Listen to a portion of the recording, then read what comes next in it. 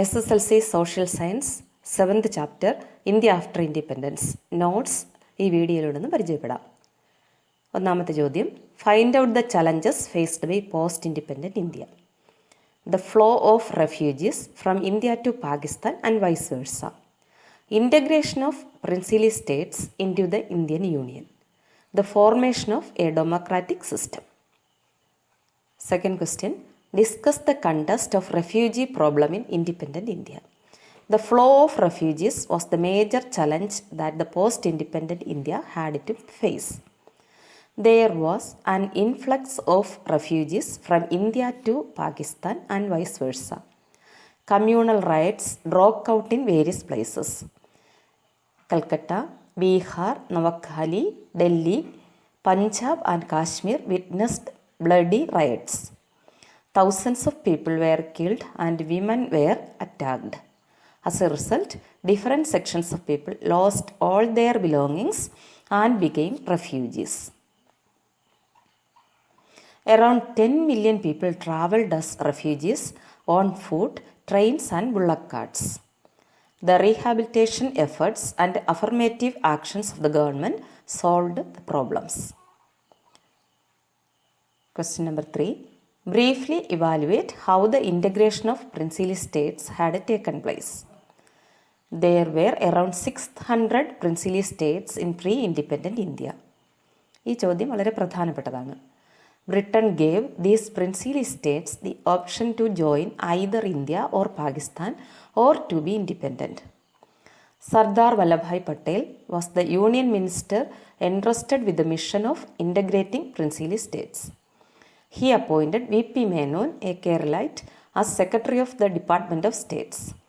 Patel and V.P. Menon prepared an instrument of accession which stipulated that the princely states had to transfer their control over defense, external affairs, and information and communication to the government of India.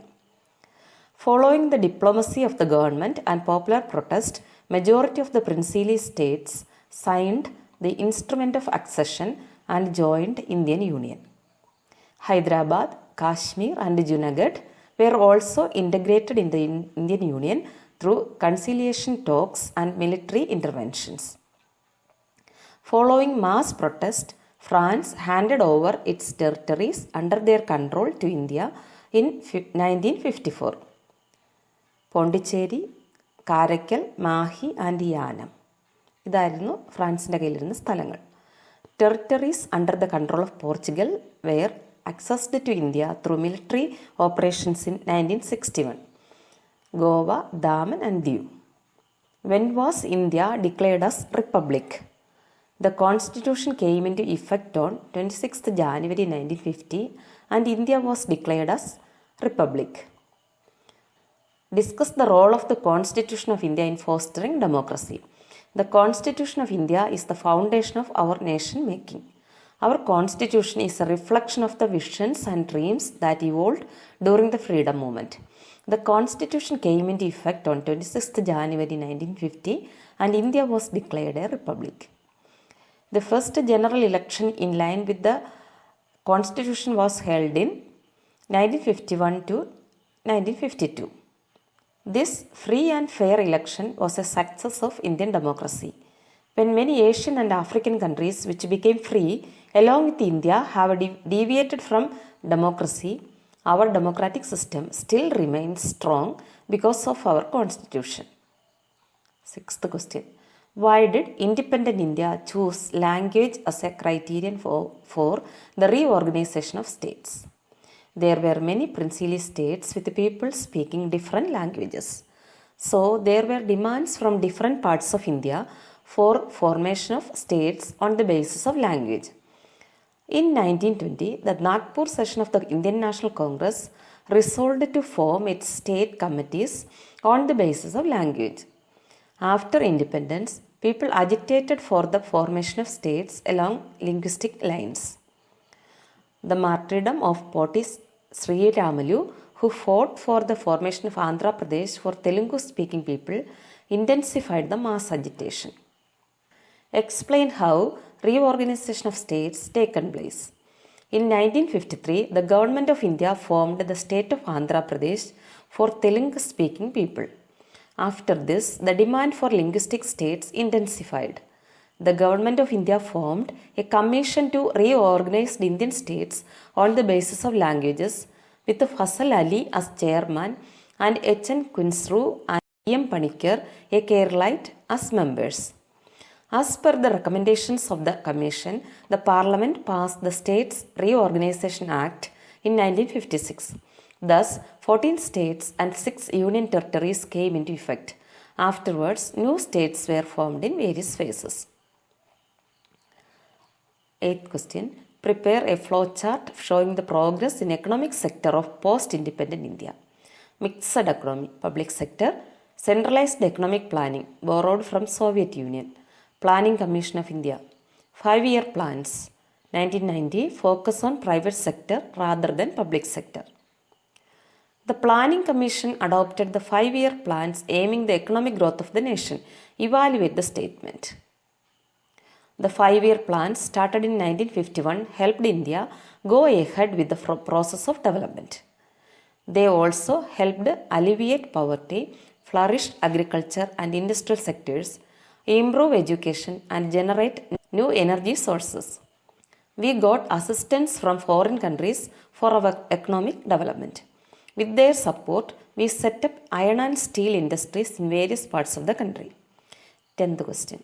Major dams had a significant role in modernizing Indian economy. How? They were our primary sources for irrigation and electricity. Example, Fakra Nangal project. Irrigation facilities boosted agriculture production in India. On 2nd October 1952, marking the birthday of Mahatma Gandhi, the government started 55 projects aiming at better facilities for infrastructure, farming and livestock development. Evaluate the achievements in science and technology in the independent India. Under the leadership of Jawaharlal Nehru, India made great achievements in science and technology and established several research institutions for the development of science and technology. Some of them are Council of Scientific and Industrial Research, CSIR, Indian Council of Agriculture Research, ICAR, Indian Council of Medical Research, ICMR.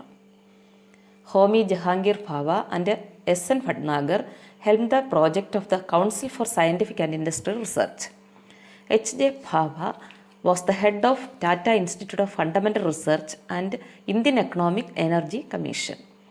World-class engineering institutes were also established in the country.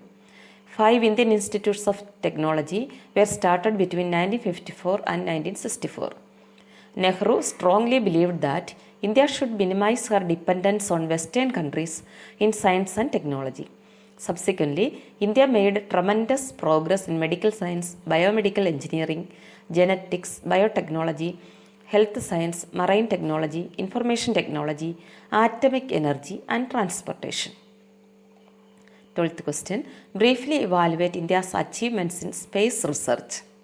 In 1962, Nehru, with the technical advice of Vikram Sarabhai, formed the Indian National Committee for Space Research. Following this, in 1969, Indian Space Research Organization was established to lead space research. The first rocket launching station in India was established in Tumba near Thiruvananthapuram. First satellite Aryabhatta was successfully launched in 1975. It was because of the far-sightedness of Jawaharlal Nehru that India became the first developing nation to make and launch satellites. Agencies that develop satellites in India: National Remote Sensing Agency, Physical Research Laboratory. India has also advanced much in missile technology. Agni and Prithvi are the missiles developed by India. Dr. Raja Ramanna and Dr. APJ Abdul Kalam led our experiments in the atomic energy sector. Space missions. With the new space missions such as Chandrayaan and Mangalyaan, India has entered a new era in space exploration. Chandrayaan, which began in 2008, is India's first lunar mission. With this, India became a member in the coveted group to launch space shuttle to the lunar orbit after America, Russia, European Space Agency, China and Japan. Mangalyaan, the space mission of India to Mars, is the Indian-made space shuttle that covered the longest distance in space. Name the various commissions that the government appointed to study Indian education and to submit recommendations. Radhakrishnan Commission 1948, Lakshmana Swamy Mudaliar Commission 1952, Kothari Commission 1964. Find out the objectives of the following commission. Radhakrishnan Commission, to study university education. Lakshmana Swamy Mudaliar Commission, to study secondary education. Kothari Commission, to propose a national pattern of education. Find out the recommendation of the following commissions. Radhakrishnan Commission, start professional educational institutions. Give emphasis to women. Form the University Grants Commission. Lakshmana Swamy Mudaliar Commission. Implement 3-language formula. Form Secondary Education Commission. Establish multi-purpose schools. Form a council for teacher training. Kothari Commission. Implement 10+2+3 pattern of education. Start vocational education at secondary level. Focus on value education. Name the education policy with an objective to prepare India to face the challenges of the new millennium. National Policy on Education 1986. List out the major recommendations of the National Policy on Education 1986. Focusing on primary and continuing education. Operation Blackboard program to universalize primary education and to improve infrastructure facilities in schools. Starting Navodaya Vidyalayas in every district. Encouraging girls' education. In which year Government of India enacted a law by which education became a fundamental right? 2009. Who is the chief architect of the foreign policy of India? Jawaharlal Nehru. List out the main principles of India's foreign policy. Resistance to colonialism and imperialism, hostility to racism, trust in the United Nations Organization, peaceful coexistence, Panchasheel principles.